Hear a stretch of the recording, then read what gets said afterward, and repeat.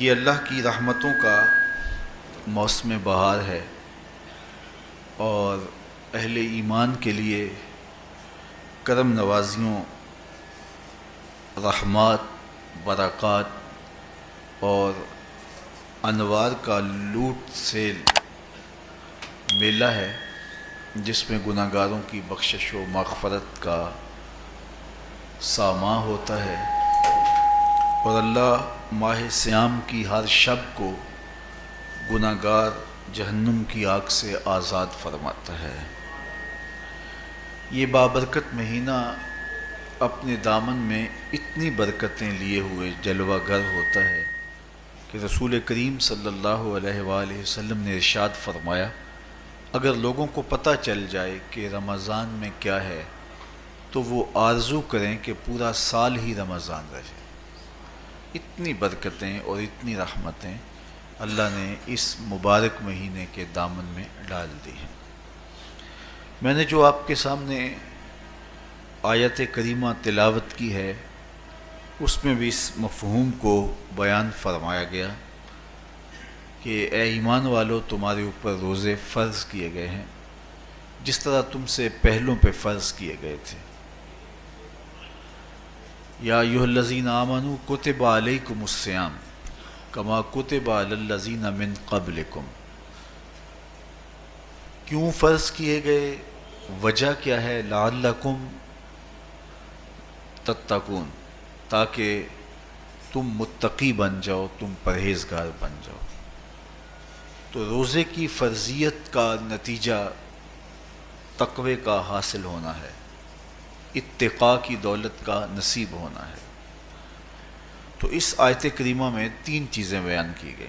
سب سے پہلی، اے ایمان والو، تمہارے اوپر روزے فرض کیے گئے۔ پھر دوسری بات، جس طرح تمہارے سے پہلوں پہ فرض کیے گئے۔ اور تیسری بات، تاکہ تمہیں تقوی کا نور نصیب ہو، تمہیں اتقاء کی دولت نصیب ہو۔ تو ایک تو روزے کی فرضیت کا حکم دیا گیا، اور دوسرا یہ تسلی دی گئی کہ یہ بھوک اور پیاس کی شدت تمہیں ہی نہیں کاٹنا پڑے گی، تم سے قبل بھی لوگ یہ عبادت کرتے رہے ہیں اور وہ اس مشکل عبادت سے تقوی کو حاصل کرتے رہے ہیں، اور تمہیں بھی ہم اس راستے سے تقوی نصیب کرنا چاہتے ہیں۔ علامہ حقی علیہ رحمہ نے لکھا ہے کہ ملک تحمور الثالث، یہ حضرت آدم علیہ السلام کی اولاد سے تیسرا بادشاہ گزرا ہے، اس کے زمانے میں قحط پڑ گیا تھا، تو اس نے اپنی قوم کو یہ حکم دیا کہ ایک وقت کا کھانا آپ کھا لیں اور ایک وقت کا کھانا بچائیں اور وہ قحط زدہ علاقوں میں بھیجیں۔ تو قوم نے اس حکم کو بصر و چشم قبول کیا اور ایک وقت کا فاقہ کاٹ کے اپنے ان بھائیوں کے لیے وہ کھانا بھیجتے جو قحط میں مبتلا تھے۔ قوم کی یہ ادا اللہ کو پسند آ گئی اور وقت کے نبی پر وحی کی گئی کہ تمہارے اس عمل کو ہم عبادت قرار دیتے ہیں۔ تو حضرت آدم علیہ السلام کے بعد متصل ہی یہ عبادت فرض کی گئی، اور پھر جتنی بھی ملتیں، قومیں اور امتیں آئیں، ان میں روزے کی تحسین کی گئی اور روزے کی تلقین کی گئی۔ پرانی جتنی بھی کتابیں ہیں، اناجیل ہیں، تورات ہے، اس میں روزہ داروں کی تعریف موجود ہے۔ اور حضور علیہ السلام جب اس دنیا پہ تشریف فرما ہوئے تو آقا کریم روزے کی فرضیت سے پہلے بھی روزے رکھتے تھے۔ ویسے روزہ سن 2 ہجری کو فرض ہوا ہے، شعبان المعظم کے مہینے میں، لیکن اس سے قبل بھی ایام 20 کے حضور روزے رکھتے تھے، اور اس کے علاوہ بھی مختلف ایام میں اللہ کے محبوب روزے رکھتے تھے۔ روزے کی فرضیت کے بعد حضور علیہ السلام کی زندگی میں کل 9 رمضان آئے ہیں، جس میں 7 29 کے تھے اور 2 30 کے تھے۔ یہ بات ذہن میں رکھیے گا کہ روزے 29 ہوں ثواب پھر بھی 30 کا ہی دیا جاتا ہے. تو زیادہ تر جو رمضان المبارک کے مہینے ہوتے ہیں وہ 29 کے ہوتے ہیں، 30 کے کم ہوتے ہیں. حضور کی زندگی میں 9 میں سے 7 جو ہیں وہ 29 کے ہوئے ہیں اور 2 30 کے ہوئے ہیں، تو ثواب پورے 30 کا ہی ہے. بعض لوگوں کو زیادہ ہی مسئلہ ہوتا ہے، 29 ہو جائیں تو یہ اللہ کا کرم ہے کہ روزہ رکھنا بھی نہیں پڑا اور 30ویں کا ثواب بھی مل گیا، لیکن وہ شور مچا دیتے ہیں کہ یہ روزہ کھا گئے ہیں. میرا نہیں خیال کہ کسی کو اپنے ذمے اتنی بڑی امت کا بوجھ لینے کی پریشانی ہو اور وہ خام خواہ ایک روزے کے لیے پوری امت کا بوجھ اپنے کندھوں پہ ڈال لے.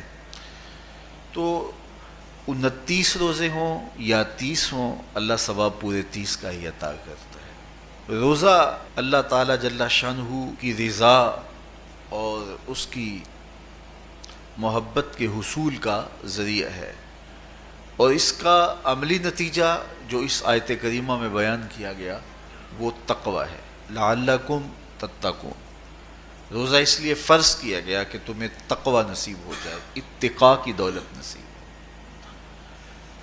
اب سوال یہ ہے، کیا تقوی بھوک اور پیاس سے حاصل ہوتا ہے؟ پیاس کاٹنے سے، بھوک کاٹنے سے کیا تقوی نصیب ہو جاتا ہے؟ صبح سے لے کر شام تک روزہ رکھنے کی تلقین کی گئی. یہاں ناروے میں اور مختلف ممالک کے اندر 20 گھنٹے کا روزہ ہے، اور ہمارے بھی یہاں 16-17 گھنٹے مسلسل شدت کی گرمی میں بھوک اور پیاس کاٹنا ہوتی ہے. تو اتنا طویل دورانیہ جو بھوک اور پیاس کاٹی ہے، اس کا مقصد رزق بچانا نہیں ہے، بلکہ وَيُزَادُ فِيهِ رِزْقُ الْمُؤْمِنِ، ماہ صیام میں مومن کا رزق بڑھ جاتا ہے. آپ اپنا بجٹ دیکھ لیجئے، باقی مہینوں کی نسبت ماہ صیام میں آپ کے اخراجات زیادہ ہوتے ہیں اور کشادگی ہوتی ہے.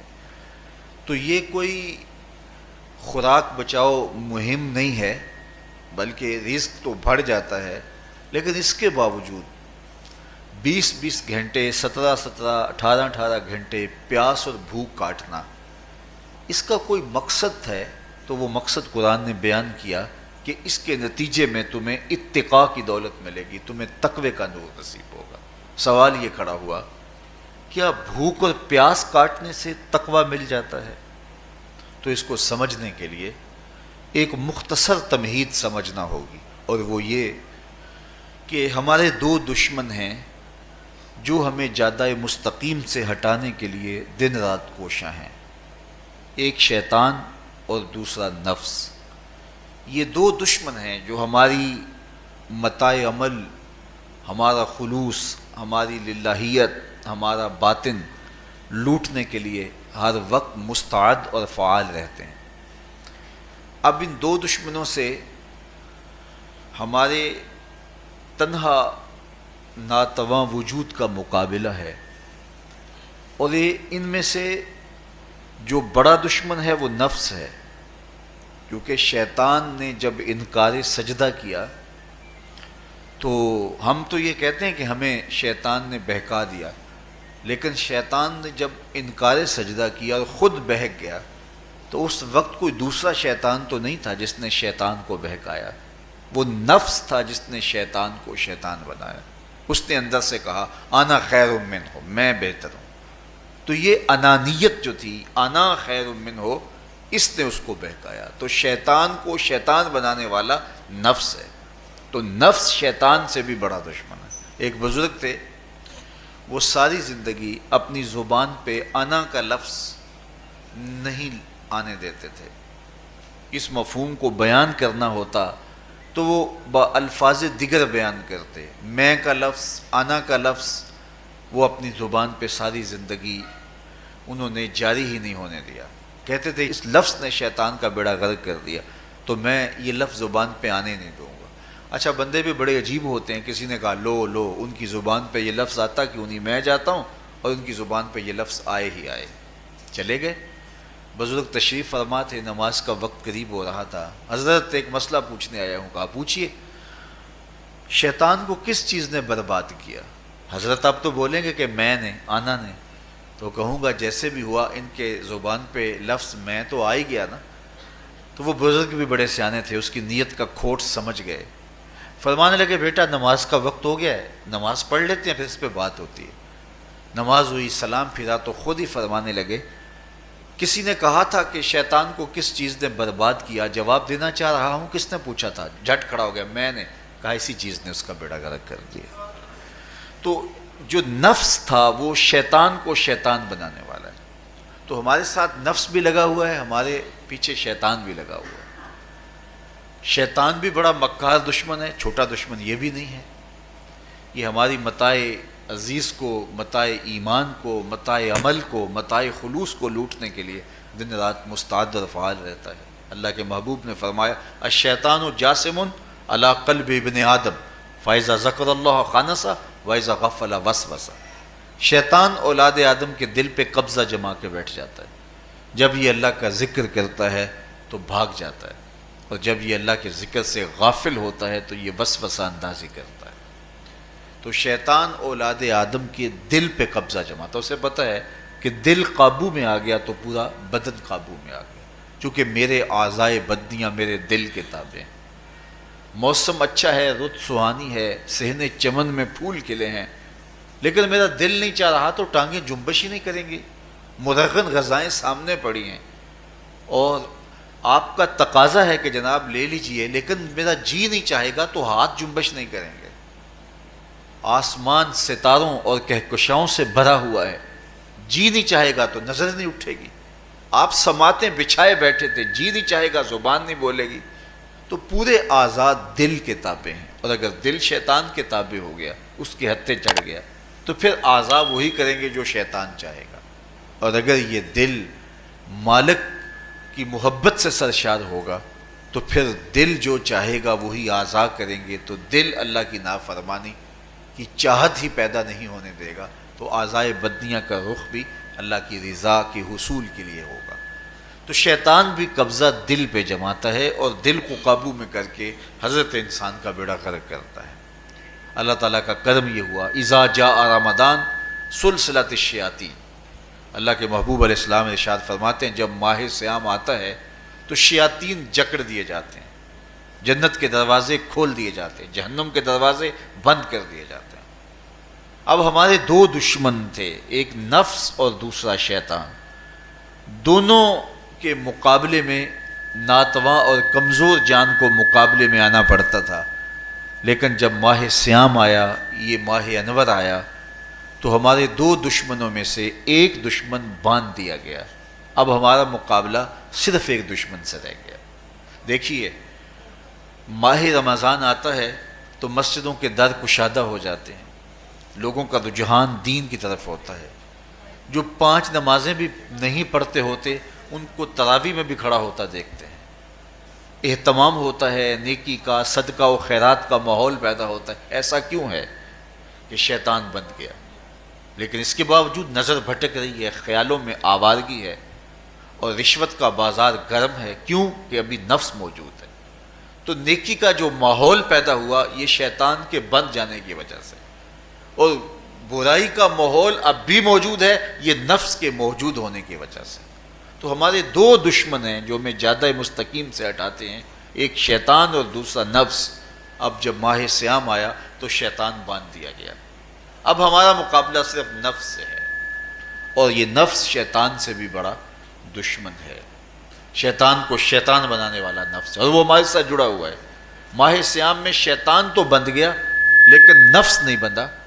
اب ہمیں اپنے نفس کو کمزور کر کے اور اپنی فتح حاصل کرنی ہے اور تقوی کی منزل کو پانا ہے. اب شیطان تو اللہ نے باندھ دیا، اب نفس کو کیسے باندھیں؟ تو آئیے نفس کی بندش کیسے ہوگی یہ کسی ایکسپرٹ سے پوچھیں گے کہ یہ کیسے اس کو باندھیں گے، اس کو کیسے قابو میں کریں گے. تو کسی ایسے شخص سے پوچھیں جو اس شعبے کا ماہر ہو. تو علامہ اقبال کے مرشد ملا جلال الدین رومی علیہ رحمہ کہتے ہیں آؤ تمہیں میں ایک معالج کا پتہ دیتا ہوں جو تمہیں اس بیماری کا علاج بتائے گا اور اس کی بندش کے طریقے بتائے گا۔ شیخ رومی علیہ رحمہ فرماتے ہیں ہفت شہر عشق را اتار گشت ما ہنوز اندر خم یک کوچام۔ عشق کے ساتوں شہر شیخ فرید الدین اتار گھوم چکے ہیں، اور میرے جیسا شخص عشق کے پہلے شہر کی پہلی گلی کے کونے پہ کھڑا ہے۔ اب اندازہ کیے کہ جن کا پتہ حضرت ملا جلال الدین رومی دے رہے ہیں وہ کس بلند مرتبے پہ فائز المرام ہے۔ فرمایا کہ وہ عشق کے ساتوں شہر گھوم چکے ہیں اور میں پہلے شہر کی پہلی گلی کی نکر پہ کھڑا ہوں۔ اب شیخ فرید الدین علیہ رحمہ سے پوچھئے کہ شیطان تو بند گیا، اب نفس کا وبال ہمارے اوپر پڑ رہا ہے اور ہم اس کے باوجود ماہ صیام کے اندر گناہوں میں منہمک ہیں، تو ہمیں بتایا جائے کہ اس نفس کا علاج کیسے کیا جائے، ہمیں آپ کا پتہ بتایا گیا ہے۔ تو شیخ فرید الدین اتار بولے نفس نتواں کشت اللہ باسے چیز باتو گوئم یاد گیرش اے عزیز۔ نفس نہیں مرتا، لیکن اگر تین اسلحے تیرے پاس ہوں تو یہ ٹھہر بھی نہیں سکتا۔ وہ تین اسلحے کون سے ہیں؟ خنجر خاموشی و شمشیر جو، نیزائے تنہائی و ترک ہجو۔ خاموشی کا خنجر، بھوک کی تلوار اور تنہائی کا نیزہ، یہ تین اسلحے ایسے ہیں اگر تو یہ لے کر کے نفس پہ ٹوٹ پڑے تو پھر نفس کا مقابلہ تیرے لیے آسان ہوگا۔ خنجر خاموشی، خاموشی کا خنجر، اللہ کے محبوب علیہ السلام نے فرمایا من صامت نجا، جو خاموش ہو گیا وہ نجات پا گیا، کیونکہ انسان کی زندگی کی زیادہ آفتیں اس کی زبان کی وجہ سے ہیں۔ آپ اپنے گناہوں کا اور میں اپنے گناہوں کا اگر احتساب کروں تو ہمیں سب سے زیادہ گناہ زبان کے ملیں گے۔ آنکھیں بھی گناہ کرتی ہیں، ہاتھ بھی گناہ کرتے ہیں، پاؤں بھی گناہ کرتے ہیں، لیکن سب سے زیادہ گناہ زبان کرتی ہے۔ جھوٹ بھی بولتی ہے، غیبت بھی کرتی ہے، شکوہ بھی کرتی ہے، گالی سب و شتم اور کیا کچھ زبان کے گناہ ہیں۔ اسی لیے اللہ کے محبوب نے فرمایا جو تمہارے دو جبڑوں کے درمیان ہے یعنی زبان اور دو ٹانگوں کے درمیان ہے تمہاری پارسائی کی جگہ، تم ان دو چیزوں کی مجھے ضمانت دے دو، میں محمد تمہیں جنت کی ضمانت دے دیتا ہوں۔ تو انسان کے سب سے زیادہ گناہ زبان کے ہیں اور اس کی پارسائی کی جگہ کے۔ تو اس لیے میرے حضور نے فرمایا من صمت نجا، جو خاموش ہو گیا وہ نجات پا گیا۔ خنجر خاموشی، خاموشی کا خنجر نفس کشی کا ایک مؤثر ذریعہ ہے۔ اور دوسری بات بشمشیر جو، اور بھوک کی تلوار، تو بھوک سے نفس کا مقابلہ کیا جا سکتا ہے، بھوک کی تلوار سے نفس کا سر کاٹا جا سکتا ہے۔ اللہ کے محبوب کا فرمان سنیے یا معاشر الشباب من استطاع منکم الباء فلیتزوج فإنہ اغض للبصر واحسن للفرج فمن لم یستطع فعلیہ بالصوم فإنہ لہ وجاء۔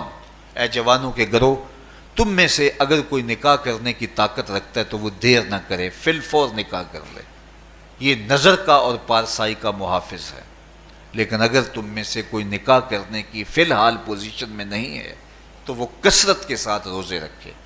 روزے قاطع شہوات ہیں، تو بھوک سے نفس کو جو ہے وہ روکا جا سکتا ہے، اس کو لگام ڈالی جا سکتی ہے۔ تیسری بات نیزہ تنہائی، تنہائی کا نیزہ، تو فرمایا گیا کہ العافیت فی العزلہ، کہ تنہائی کے اندر ہی عافیت ہے۔ جب مجلسوں میں غیبت کی بدبو پھیلتی ہو اور چغلی کا ماحول معاشرے کا جزو لا ینفک بن جائے اور مجالس کے اندر نظروں کی پاکیزگی کا قائم رہنا مشکل ہو جائے اور انسان کی زندگی کے اندر گناہوں کا بہت بڑا سبب مجلسی زندگی ہو تو پھر اس سے تنہائی بہتر ہے۔ حضرت شاہ نقشبند بخاری فرماتے ہیں کہ فقیر کے لیے سب سے اچھی جگہ اللہ کا گھر مسجد ہے، یا کسی کامل صالح شخص کی صحبت ہے، اور یا پھر تنہائی ہے۔ چوتھی جگہ ہلاکت کے علاوہ اور کچھ نہیں ہے۔ ہمیں اپنے کاروبار میں، اپنے معاملات میں، اپنی ملازمتوں میں جانے کی تلقین کی گئی تو وہاں یہ تلقین کی گئی کہ دیر سے جاؤ جلدی واپس آ جاؤ، اور مسجد میں جاتے ہوئے تلقین کی گئی کہ جلدی جاؤ اور دیر سے واپس آؤ۔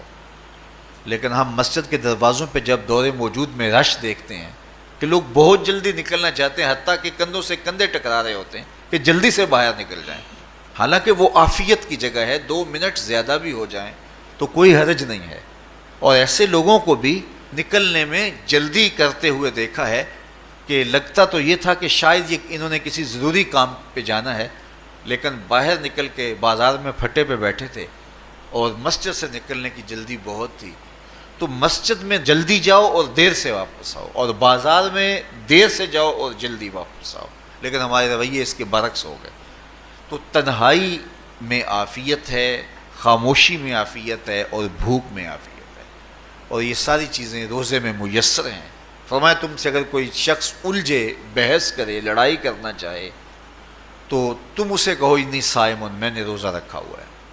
اسی طرح جو ہے وہ روزے سے آپ کو یکسوئی ملے گی، قرآن مجید کی تلاوت کا ماحول ہوگا، اور تم بھوک کاٹو گے، اور یہ تینوں چیزیں تمہارے نفس کو کمزور کرنے والی ہیں۔ شیطان بند گیا، نفس کمزور ہو گیا، اور جب نفس کمزور ہو گیا، کمزور ہوتا ہے، یہ نفس مرتا نہیں ہے۔ یہ تو کوئی ہے باج فقیراں کسے نہیں ماریا، باہو ظالم چور اندر دا، یہ اندر والا چور جو ہے وہ اتنی آسانی سے قابو آتا ہی نہیں ہے، یہ پھر سر اٹھا لیتا ہے۔ اس کو جتنا کچلو، یہ کچھ عرصے کے بعد تھوڑی سی خوراک ملتی ہے تو پھر سر اٹھا لیتا ہے۔ حضرت بایزید بستامی کہتے ہیں میں نے اپنے نفس کو ایک دن کہا کہ میں تجھے خوراک بھی نہیں دیتا اور تو پھر بھی موٹا تازہ ہے، تو میرے نفس نے مجھے کہا کہ اے بایزید جب تم بازار سے گزرتے ہو تو لوگ انگلیاں اٹھا اٹھا کہتے ہیں یہ بایزید جا رہا ہے، یہ بایزید جا رہا ہے، تو مجھے میری غذا اور خوراک اس سے مل جاتی ہے۔ تو یہ خوراک ہوتی ہے نفس کی۔ تو نفس بہت ظالم ہے اور ساری زندگی اس سے لڑتے ہوئے گزرتی ہے۔ وہ کسی نے کہا تھا نا تمام عمر طوفان سے کھیلتے گزری، نیا کے ڈوبنے کا ڈر بھی رہا۔ تو یہ ساری زندگی اس طرح ٹکراتے ہوئے سے گزرتی، لیکن جب کمزور ہو جائے تو پھر یہ شیطان کو جو ہے وہ موقع نہیں دیتا ہے۔ لیکن اگر نفس اگر ماہ صیام میں ہمارا کمزور نہ ہوا، صرف ہم نے بھوک ہی کاٹی اور باقی اپنے معمولات وہی رکھے، تو میرے حضور نے فرمایا جس نے جھوٹ اور برے کام نہیں چھوڑے اور جھوٹے کام ترک نہیں کیے، اس کے بھوکا اور پیاسا رہنے کی اللہ کو کوئی ضرورت نہیں ہے۔ روزہ تو ایک مشق تھی، یہ تو باطن کی تطہیر کا ایک ذریعہ تھا، یہ تو من کی تہذیب کا ایک ذریعہ تھا، یہ تو نفس کی شر سے اپنے آپ کو بچانے اور شیطان کے مکر و فریب سے بچانے کا ایک ذریعہ تھا۔ دیکھیے شیطان بند جاتا ہے ماہ صیام میں، حدیث واضح ہے، لیکن نفس موجود رہتا ہے۔ اگر نفس کمزور ہو گیا تو شیطان چھٹ کے بھی کچھ نہیں کرے گا، کیونکہ شیطان باہر کا دشمن ہے، نفس اندر کا دشمن ہے۔ جب تک اندر والا دشمن ساتھ نہیں دیتا، باہر والا دشمن کچھ نہیں کر سکتا۔ ہمارے دیہاتوں میں چوری ہو جائے تو بوڑھے بزرگ سر جوڑ کے بیٹھ جاتے ہیں کہ چور کہاں سے آیا، کیسے آیا، تو ایک نقطے پہ سارے متفق ہوتے ہیں کہ اندر کا کوئی بھیتی ضرور موجود ہے۔ اگر اندر کا کوئی بھیتی موجود نہیں ہے تو چور باہر سے آ کے حملہ آور ہو ہی نہیں سکتا ہے۔ تو شیطان باہر کا چور ہے، نفس اندر کا بھیتی ہے، اور اگر یہ اندر والا باہر والے کا ساتھ نہ دے تو شیطان انسان پر حملہ آور ہو ہی نہیں سکتا۔ اس لیے اس کو قابو کر لیں، اس کو رام کر لیں، تاکہ شیطان چھٹنے کے باوجود بھی جو ہے وہ ہمارے اوپر حملہ آور نہ ہو سکے۔ ورنہ وہ تو پیچ و تاب کھا رہا ہے کہ یہ جو تم نمازیں پڑھتے ہو، سروں پہ ٹوپیاں تم نے پہنی ہیں اور بڑے شریف بن کے مسجد میں جا رہے ہو، ذرا چھٹ لوں عید کے دن ہی جو ہے وہ تمہارا سارا کیا دھرا برباد نہ کیا تو مجھے شیطان نہ کہنا۔ تو وہ سب کچھ برباد کر دیتا ہے اگر ہمارے نفس کی تہذیب نہیں ہوتی۔ تو یہ اللہ نے ایک ہمیں موقع دیا ہے، پورا 1 مہینہ ہے، ایک ورکشاپ ہے باطن کی تطہیر کے لیے اور ایک اندر کی پاکیزگی کے لیے ہمیں ایک موقع فراہم کیا گیا ہے، اور اس سے ہم بھرپور فائدہ حاصل کریں۔ قرآن مجید کی کثرت کے ساتھ تلاوت، صلاۃ التراویح میں شمولیت اور خاموشی کا اختیار کرنا، اور جو ہے وہ اللہ کے ذکر فکر کی طرف متوجہ رہنا اور بھوک کاٹنا، اس کا عملی نتیجہ یہ ہوگا کہ اتقاء کی دولت نصیب ہوگی۔ دیکھیے ماہ صیام میں ہمیں ان کاموں سے بھی روک دیا گیا جو کہ کام جائز تھے، کھانا پینا اور جو ہے وہ اپنی منکوحہ سے جنسی تعلق، یہ تو وہ امور تھے کہ جو جائز تھے، مشروع تھے، لیکن اوقات روزہ میں ان جائز کاموں سے بھی ہمیں روک دیا گیا۔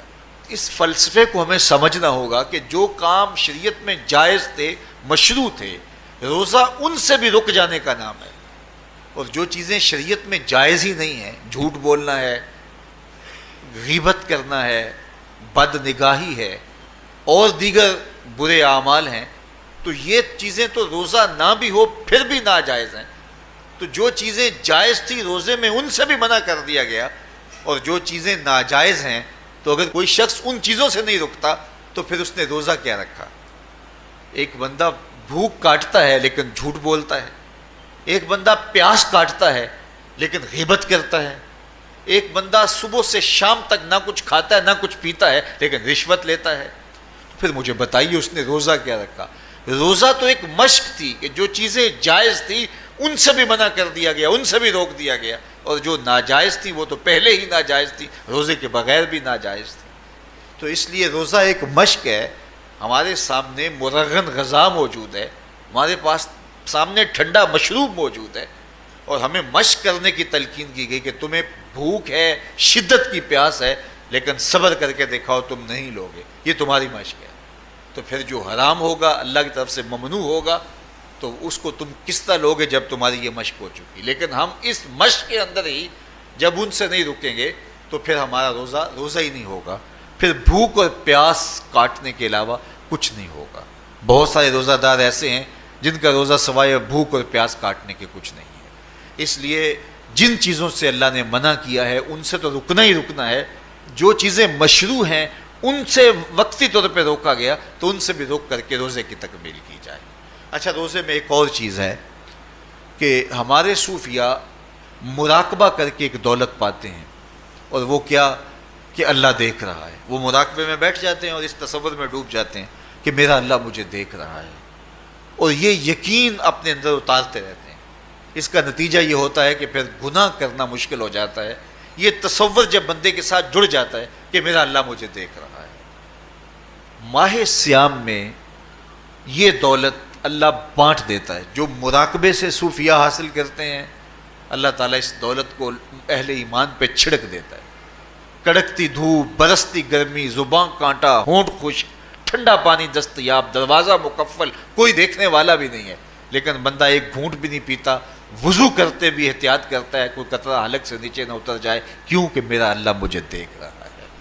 جو چیزیں صوفیاء کو مراقبے سے نصیب ہوتی ہیں، ماہ سیام میں اللہ اس دولت کو بانٹ دیتا ہے، چھڑک دیتا ہے، بارش کی طرح وہ دولت برستی ہے، اور یہ تصور ہمارے ساتھ جڑ جاتا ہے کہ میرا اللہ مجھے دیکھ رہا ہے۔ ہم پانی نہیں پیتے، اللہ دیکھ رہا ہے، مرغن غذائیں موجود ہیں کہ اللہ دیکھ رہا ہے۔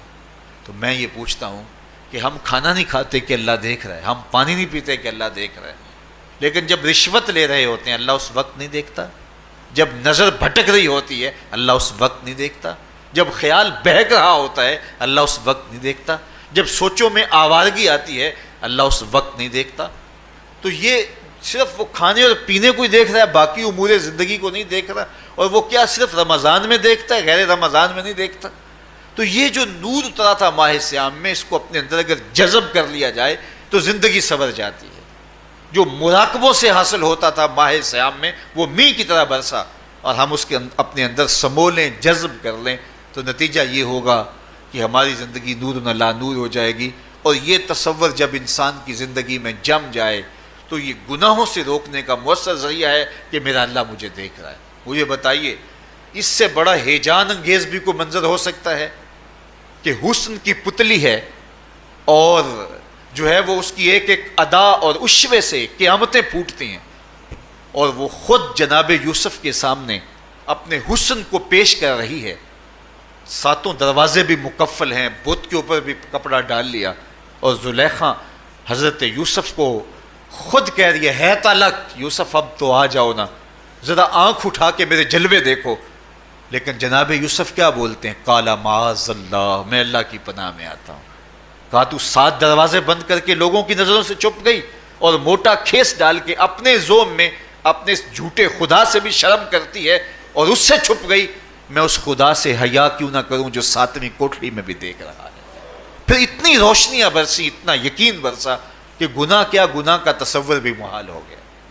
تو مجھے بتائیے کتنا ہیجان انگیز منظر تھا جب حسن قدموں میں بچھنے کے لیے خود بےتاب تھا، اور حضرت یوسف جوان رانا ہیں، جوانی اور شباب پورے بانکپن پہ ہے، اور ادھر حسن مچل مچل کے قدموں میں بچھ رہا ہے، لیکن یہ جذبہ کہ میرا اللہ مجھے دیکھ رہا ہے ایسی رکاوٹ بنتا ہے، قال معاذ اللہ، کہا میں اللہ کی پناہ میں آتا ہوں۔ تو یہ یقین جب بندے کے ساتھ جڑ جاتا ہے کہ میرا اللہ مجھے دیکھ رہا ہے، تو پھر انسان کے لیے گناہ سے بچنا کوئی مشکل نہیں ہوتا۔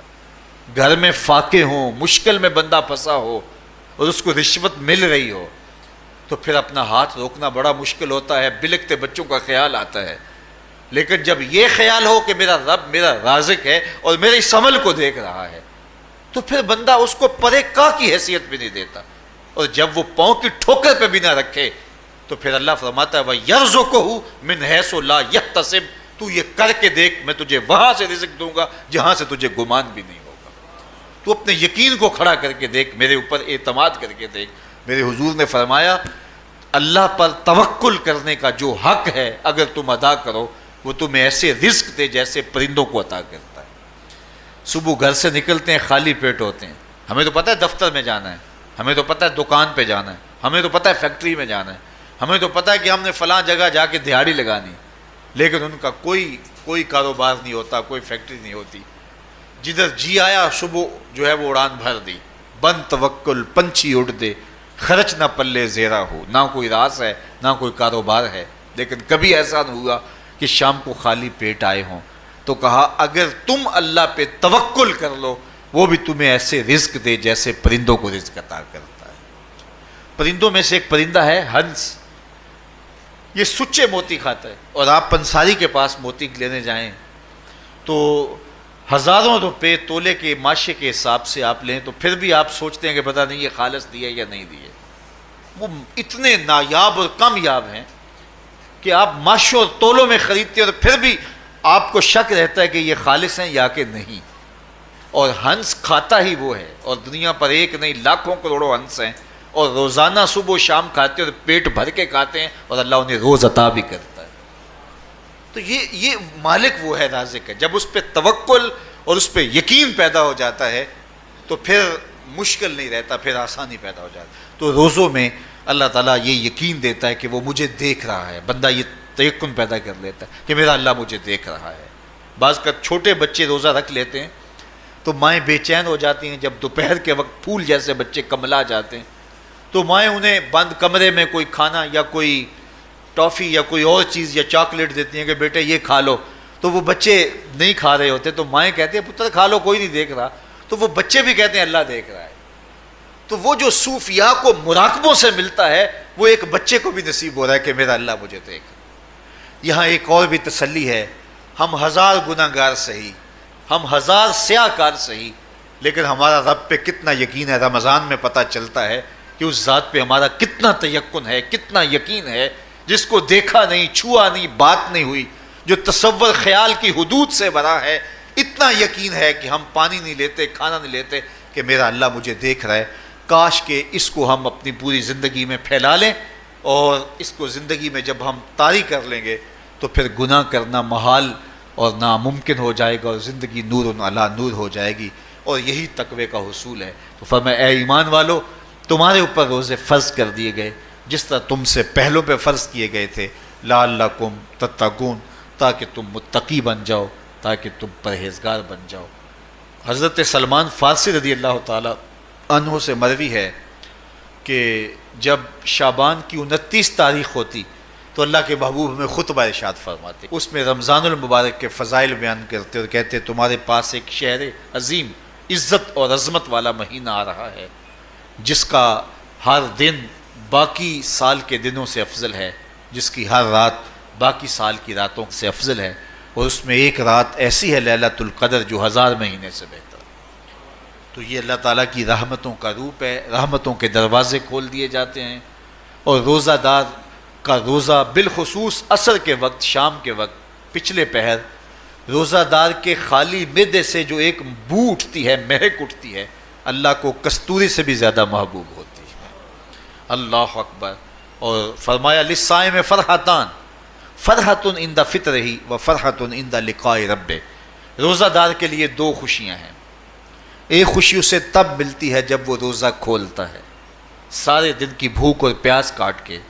جب شام کو ٹھنڈا اور میٹھا مشروب اسے ملتا ہے اور وہ مشروب اپنے جو ہے وہ منہ میں ڈالتا ہے اور وہ معدے کی طرف اترتا ہے تو اس کی زبان بولے نہ بولے اس کا ایک ایک انگ اللہ کی تسبیح بول رہا ہوتا ہے اور اللہ کا شکر ادا کر رہا ہوتا ہے.